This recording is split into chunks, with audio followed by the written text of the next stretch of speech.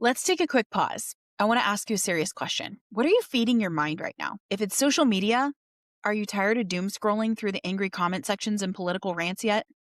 What if you use that time to actually fix your marriage? Welcome to the free Married and Connected School community.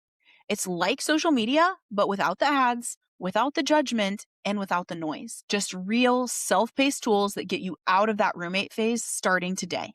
Inside, you get an exact blueprint for a weekly State of the Union meeting with your spouse. We're cutting mental load, we're stopping miscommunications, and we're breaking that exhausting loop of doom argument once and for all. Plus, you get instant access to workshops on overcoming resentment and bringing the actual fun back into your marriage. We have a dedicated space just for guys jumping into Forging Fortitude. It's a 10-week intensive to help you step into your masculine leadership and become the husband and man that God called you to be. And for ladies joining Edifying Eden, we're stepping out of that controlling, nagging era into our soft, nurturing, feminine era, even if your husband hasn't taken the reins yet. Either way, you can take responsibility for your side of the street. Stop scrolling the internet and start investing in your home. The community is 100% free with options to purchase certain courses. Click the link in the show notes and join the Married and Connected School community today. I'll see you inside. Marriage isn't supposed to feel like roommates, but it doesn't have to feel like a war either. Hi, I'm Kameran Alareqi, certified marriage coach and a relationship expert. Every week on Married and Connected, I bring you real talk, hard truths, and practical tools you can start using right away. Whether you've been married 2 years or 42, this is where you'll find hope, encouragement, and steps that actually work. So let's make your marriage feel good again, starting right now. Hey friend, welcome back to another episode of the Married and Connected podcast. I'm Kameran Alareqi, your host. I am so excited that you are here today. If you have listened to the podcast for very long, you know that a hill that I will die on, don't laugh, don't judge, I know there's several, but this is a really big one, is that friendship is one of the things that is missing the most in marriages. And it's also one of the most important things. We touched on this last week in the episode on desire, and I'm going to touch on it a little bit again here. But if you are new here and this is the first time you've ever listened to this podcast, hi, welcome. And here's what you need to know.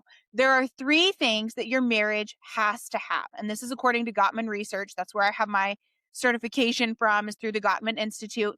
And what I will tell you is that you have to think of your marriage like a house.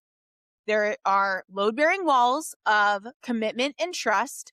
Can't teach you commitment, but trust can be restored. Even if your house is leaning a little bit or all the way to the ground, trust can absolutely be restored. I promise, I've done it.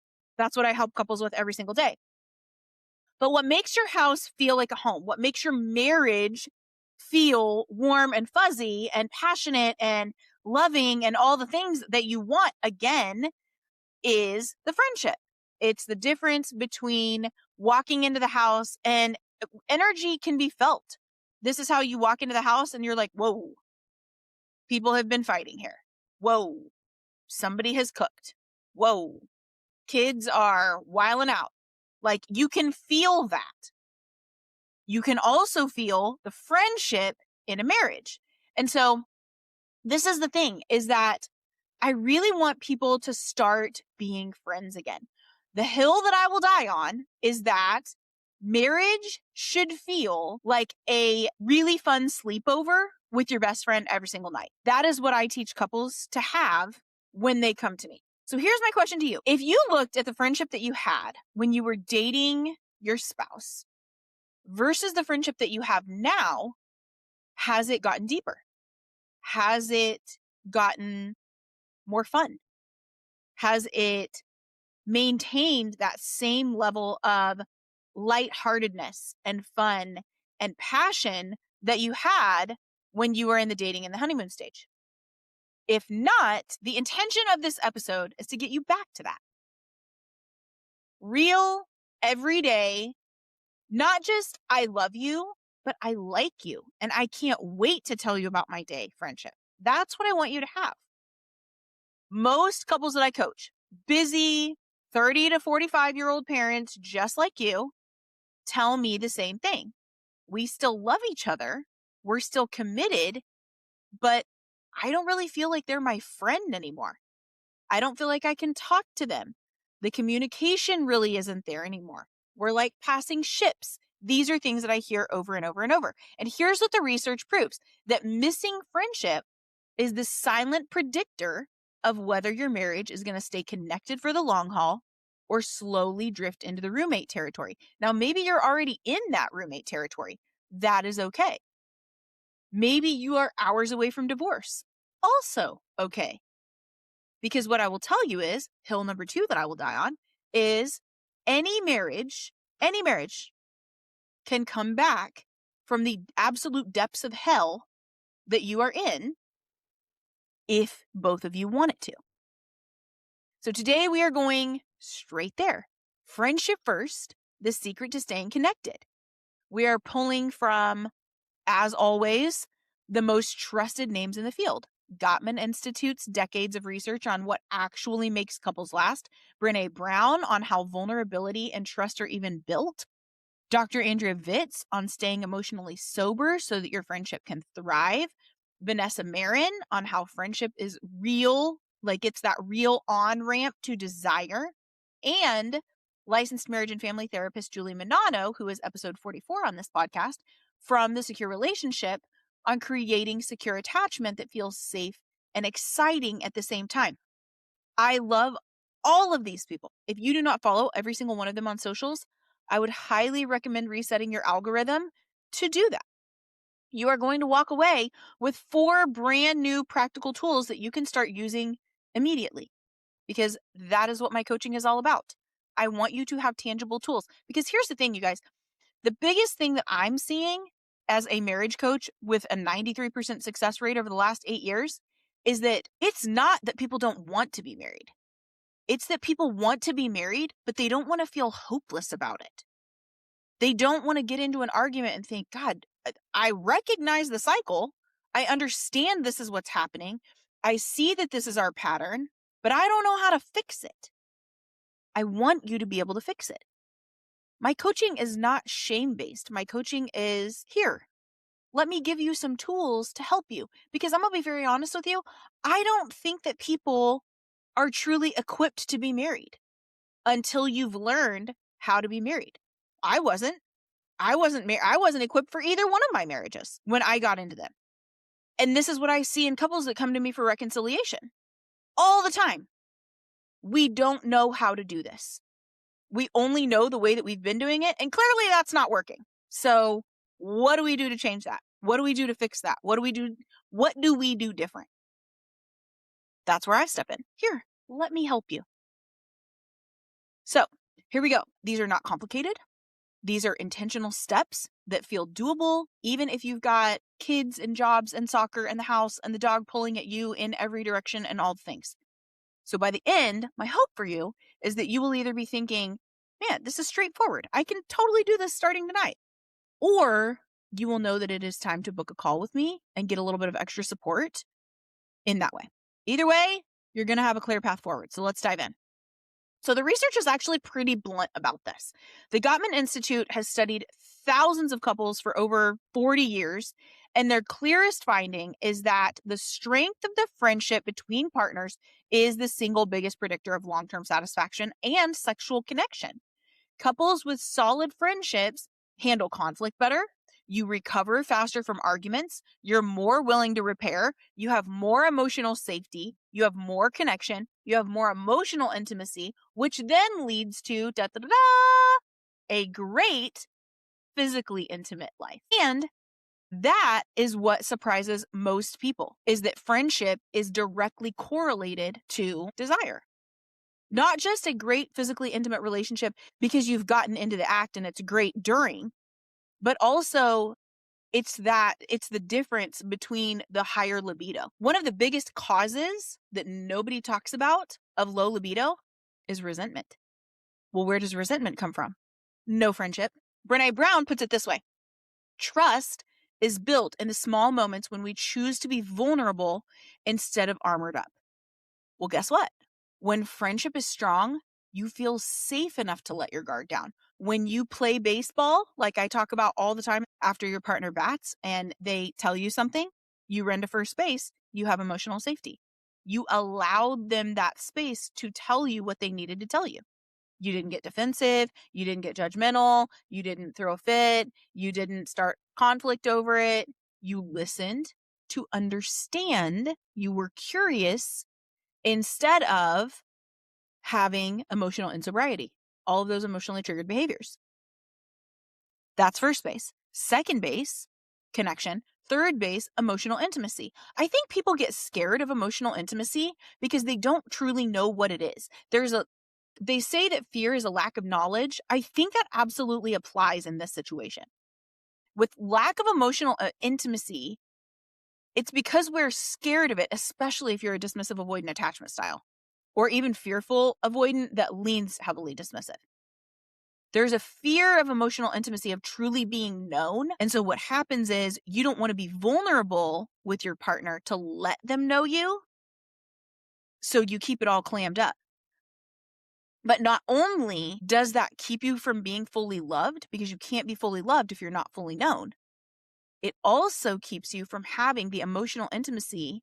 And if you're male, it keeps you from having the emotional intimacy that your wife needs first in order to feel safe and open and vulnerable to actually open up to receive you. Whereas if you're female, you shut that down and you keep yourself from having that emotional intimacy that you need in order to have the great physical intimacy.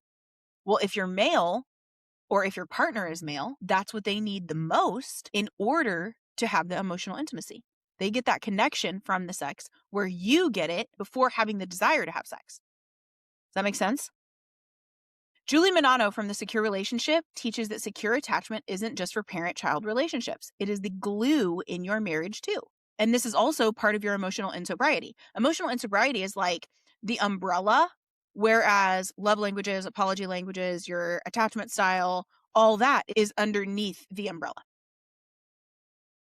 When you consistently show up with empathy and emotional responsibility, your partner stops walking on eggshells and starts turning toward you. When you turn toward them again, number one, that's what you did when you were dating. And again, something else, there's like 8 hills that I've mentioned in the last 12 minutes of this podcast. But with this, the hill here is when you were dating, you set the expectation. You were warm, you were loving, you were empathetic, you listened, you put intention into the dates, you called, you were present, you cared. Care is a really big one. You were intentional about this person. You wanted to spend time with them. You wanted to spend every waking moment with this person. Where'd that go? Why aren't you like that now? Hurt? It is physically impossible to go through a relationship without getting hurt in some way, shape, or form. You can't do it. You're working with people. People hurt people until you have worked through your emotional insobriety. And even then, you may have a jagged tone or something like that that you still have to apologize for. So when that's happening, when you become completely secure, when you become completely emotionally sober, you also build the capacity to have more fun in your life. So you have a deeper friendship. You have a stronger friendship. Dr. Vitz talks about this being the ability to stay present and regulated. And without that, even the best friendships get hijacked by reactivity. Sex therapist Vanessa Marin, that we talked about last week, is crystal clear with the couples that she works with. Responsive desire, which we also talked about last week, is the kind that most of us have after kids. It almost always starts with friendship, though. You simply can't want to have sex with somebody that you don't like, that you aren't friends with. When you feel like friends first, the physical spark has room to come back naturally. Now let's think about this, okay? I keep talking about this friendship and you're like, yeah, I am friends with my partner. Well, are you? Do you talk to them like a friend or do you snap at them? Do you ignore them? Do you leave their texts on read for 8-9 hours a day? Do you listen without the intent to fix? Do you validate? You do all of these things for your partner. You respond back to texts quickly. You care. You are intentional. You want to tell them about certain things, your day, things that they'll enjoy. You send reels to them that like, oh, hey, they would really enjoy this. You send jokes back and forth. You joke around with each other. Everything is lighthearted. If there's a problem, do you jump in and judge? Or are you like, hey man, it's okay. Like, let me fix this. Hey sis, let me fix this. Like, let's work together on this. Is that the same dynamic that you have with your partner? Something to think about. Scripture backs this up beautifully. Proverbs 27:17 says, iron sharpens iron. Friends make each other better. Here's the fun part about that though. I was just talking to a friend this morning. She called me. She was like, hey, my husband, she was griping about her husband not doing certain things. And I was like, okay, so here's the thing. We assume that friends are going to be like, oh yeah, they're totally in the wrong. You're absolutely right. That's not a true friend. A true friend is going to look at that and be completely unbiased and say, I am for you, therefore I am for your marriage. So are you like that? Are you being nitpicky? Are you having anxiety over things that he's already figured out? Another friend, and this is also something, a lot of us are friends with the opposite sex. Now, for some of you think that that's okay. Some of you, you're like, no, absolutely not. I have always been the type of woman that has a lot of guy friends. However, this is also, and not trying to toot my own horn here, but from a value perspective, I consider myself a high value woman because I respect their marriage because I respect my friend. Respecting your friends also means respecting their spouse. That means not calling after a certain time, not indulging information or having the same types of conversations that you would have before you two were married, you or them. There is a high level of respect there. And being a friend with people, you sharpen them. Iron sharpens iron. That means you are always pushing each other to be the best version of yourself. Now, when you're married, it's the exact same way. You're always pushing each other to be the best version of yourself. But what happens is we start taking offense to that once we get married. Oh, you're telling me I need to go to the gym? Well, yeah, you've gained 25 pounds, sis. I'm worried about your health. But we get offended by that. And I'm guilty of this too. I absolutely did this in my marriage. I gained 45 pounds. And Mo was like, hey, like, and he was kind about it. You know, you don't have to be a jerk about it. But it was like, hey, let's work out together. And it was automatically, oh, I'm not good enough for you. No, I'm not saying you're not good enough for me. But as a friend, I care about you. I want you to be the best version of yourself. And I see something that you don't see. You're too close to the trees to see the forest. Allowing people to say, hey, this is what I'm seeing that maybe you're not, is very vital to a friendship. That means friends outside of your marriage, and also, and most importantly, the best friend that you sleep next to and shower with and eat 80,000 meals in your lifetime with. Jesus himself called his closest followers his friends. God designed marriage to include deep friendship, not just partnership. So how do we rebuild it when life has quietly pushed that to the side? Here's your tools. Tool number 1, the daily fondness and admiration spotlight. This is Gottman's simplest friendship builder, okay? The Gottman Institute discovered that those who stay happily married maintain a habit of noticing, that's first, and verbally expressing fondness and admiration for each other, even in the middle of chaos. In the hundreds of couples that I have coached over the last 8 years, this is what typically ends up happening. This is going to come really easy for one of you, and it's going to be very difficult for the other. Maybe it's because you have a hard time being grateful. Maybe it's because you have a hard time expressing yourself, finding the words. There is a multitude of reasons why this happens. But it is very important. Not too long ago, I was working with a couple that when they first came to me, she was just pissed pissed all the time. And as it typically happens, they had been in therapy for, 2 or 3 years. And she said, I don't feel like we're getting anything out of the therapist sessions because the therapist just keeps saying, well, tell them 3 things that you like about each other every day. I don't like him. I don't know what to say. So I don't like him. I don't have anything. So this is really difficult for me. That may be a reason too. Totally understand.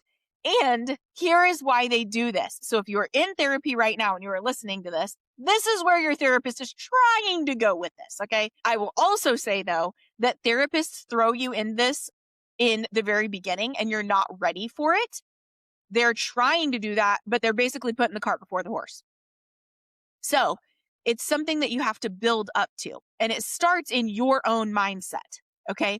Here is the deal is that when you are in a season where you, especially if you're like hours away from divorce, or if you are in a roommate season, you don't like your partner, any of those, or any of the gamut of those, what's happening is that in your brain, you have what's called negative sentiment override. All you can think about is the negative things of your partner. He doesn't put the seat back down. She doesn't fold the clothes right away after they come out of the dryer. She just throws them on the couch and they stay there for a week, whatever the case may be. You're thinking of the negativity of your partner. Here's the problem with that. It is true, the cliche that is said, what you focus on grows. So if you're focusing only on the negative of what your partner is doing, guess what you're going to get more of? The negative. Here is why your therapist, or here is why me as a coach would tell you, okay, I want you to start giving a blessing to your partner every day.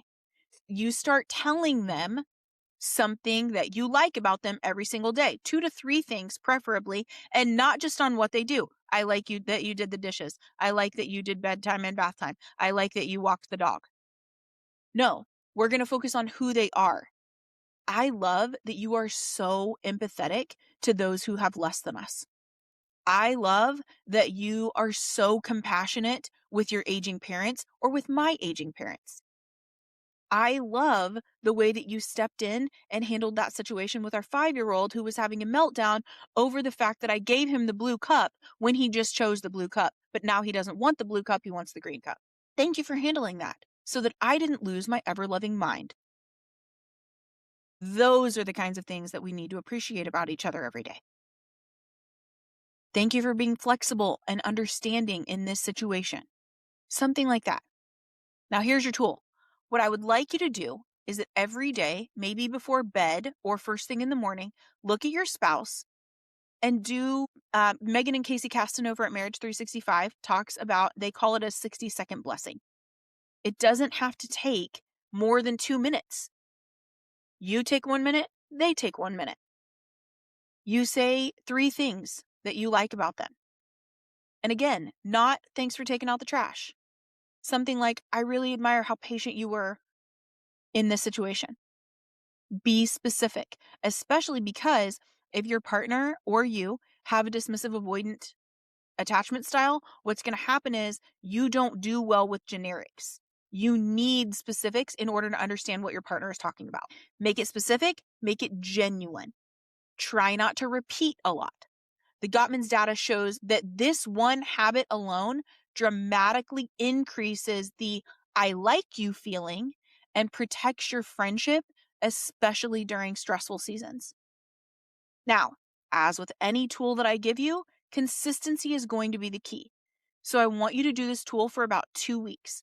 I promise you, you will notice the tone start to shift in your house. Tool number 2. This one is from Julie Menanno, and she talks about a rupture and repair check-in. I've talked a lot about this on my Instagram, maybe not as much in the podcast, but it is something that I find is extremely important in marriage. And that is that you are always going to have small ruptures. That is inevitable in your marriage. Moments when you feel dismissed or unseen or disconnected. However, the couples who stay close are the ones who repair those moments quickly. Okay, so you're going to try this short check-in twice a week.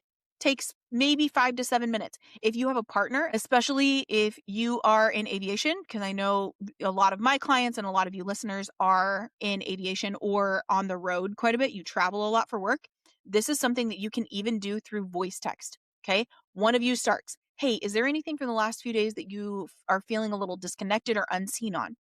The other person is going to answer honestly, but briefly. Big part, briefly. Then the listener is going to repair with a simple statement. Hey, I hear you. I am so sorry that I did this, this, and this, or that I'm so sorry that I dismissed you in this moment. Here's how I'm going to show up differently next time. Will you forgive me? 5-finger apology. I've talked about that multiple times too. Don't defend, don't explain. Just take ownership and have empathy. It is not that hard. And yet, it is our emotional insobriety that keeps us from doing that. Julie's work shows this pattern builds your secure attachment really fast. And when attachment feels secure, your friendship starts to feel effortless again. And that's what we all want and love. Tool number 3, emotional sobriety, is the friendship anchor. This is Dr. Vitz's tool for staying connected under pressure. Dr. Vitz's research on emotional sobriety, and she's been a guest on the podcast multiple times, and she's got another episode coming up in a few weeks on maturity that you don't want to miss. Her friendship anchor technique is simple and powerful. This one is for parents. So the next time you feel the tension rising, kids are fighting, schedules clashing, tones getting really short with each other, pause and just ask yourself these 3 questions. Am I reacting from an old wound or from a present moment? Is my partner the enemy right now? Or is this just a hard moment that we're in together and actually not working together on it? And the third one is, what would my best friend do in this situation? What would my best friend do? Or reframe that to say, how would I handle this if it were my best friend coming to me in this situation? And then speak and act from that compassionate, loving, anchored place. Dr. Vitz has a book coming out next month called The Composure Challenge. I am an advanced reader on it right now. You guys, so good. So freaking good. And she talks a lot about stuff like this in there. Dr. Vitz says that this single practice keeps your friendship intact even when life is loud. It turns potential blow-ups into moments that actually deepen your connection. Tool number 4. This one is going from friendship to flame. Vanessa Marin's bridge to the bedroom and adding in Brené Brown's vulnerability layer here. Friendship is your spark plug. So here is a progressive 4-week path that moves from plain friendship to spicy, because we like spicy. Weeks number 1 to 2. Friendship touch reset. We talked about this last week. Spend 10 minutes a night cuddling or holding each other with absolutely zero expectation of sex. Talk about your day, share your, some people call it buds and thorns. A previous client that I had calls it they're happy and they're crappy, a win, a stress, something like that. This is going to build your safety and your oxytocin. It's also going to let your partner into your world. How can they be your best friend if they don't know what's going on in your life? They can't. And again, going back to that, how can you be fully loved if you're not fully known? This fixes that. Additional, add kissing into the mix. When you are kissing each other without the expectation of sex, a lot of times it's going to lead to sex, but also it is going to give you a boost of oxytocin, which is the love bonding hormone. It's going to lower your cortisol, which is the stress hormone. That's weeks 1 and 2. Weeks 3 and 4, playful friendship and flirting. Bring back your light teasing and inside jokes. Send a flirty text during the day. It doesn't have to be super spicy. It can be safe for work, but it can also be flirty and fun. Compliment something physical in a fun, friend-like way. Hey, that shirt still looks really great on you. Hey, your butt still looks really good in those jeans. Keep it light and affectionate. And then weeks 5 and on, friendship foreplay. Ask one open question. Hey, what's one way that I could make you feel desired and wanted this week? Listen fully and then follow through. Brené Brown's work on vulnerability shows that when you feel emotionally safe, physical intimacy becomes an extension of friendship instead of a separate chore. And many couples that I coach tell me that this progression feels like dating each other again. But it's better because you already have the history and the commitment. One of the reasons that I absolutely love coaching is that I get to see the progression of couples. They come to me, they're struggling, they're not having sex, they're not friends. And then by the time they're done with me in 6-7 months, they're best friends, having sex 3 to 4 times a week, whether it be because I will assign that for homework and it will stick, but also because they get the tools and the help that they need in order to feel like best friends again. It is that having a sleepover with your best friend every single night energy.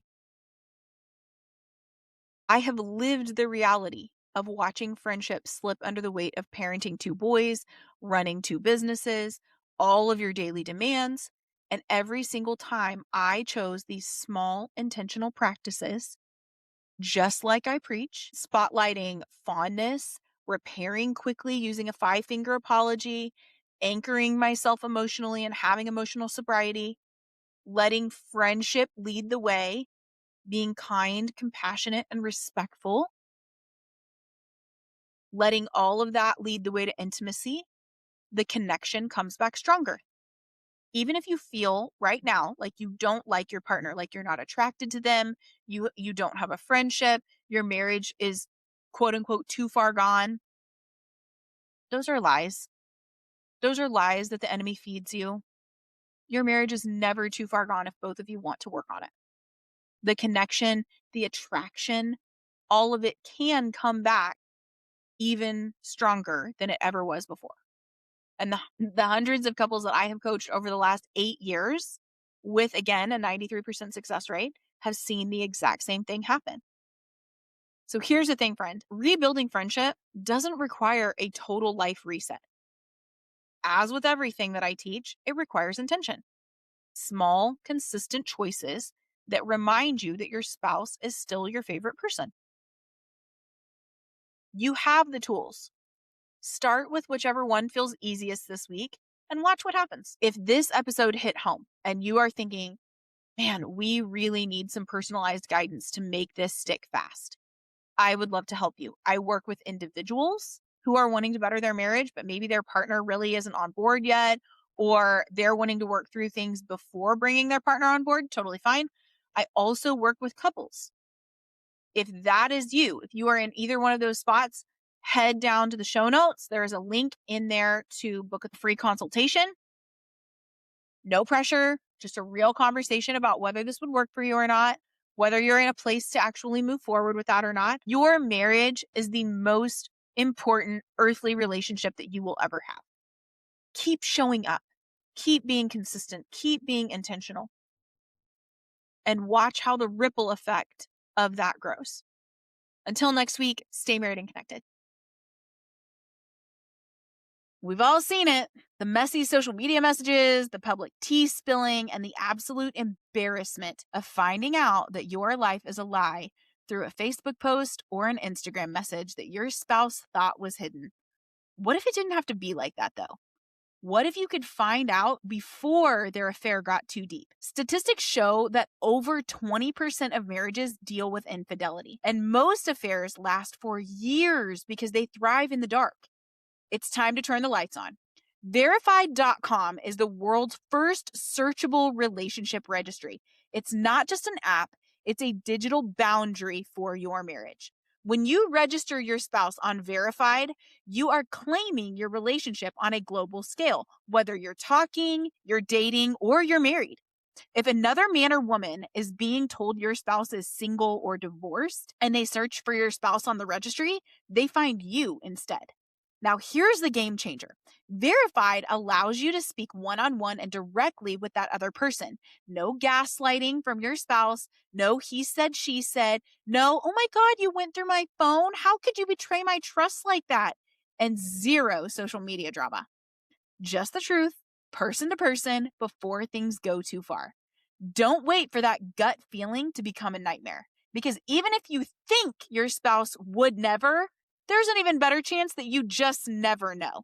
Register your spouse today using the link in the show notes and lock in your legacy to protect your peace. This podcast is for educational purposes only and is not a substitute for professional counseling or therapy. Every couple story is unique, so take what's helpful and leave the rest. By listening to this podcast, you acknowledge that neither I, Kameran Alareqi, Married and Connected, or Recognizing Potential Coaching are responsible for any outcomes related to what you apply from this show, especially if you are not a client of mine.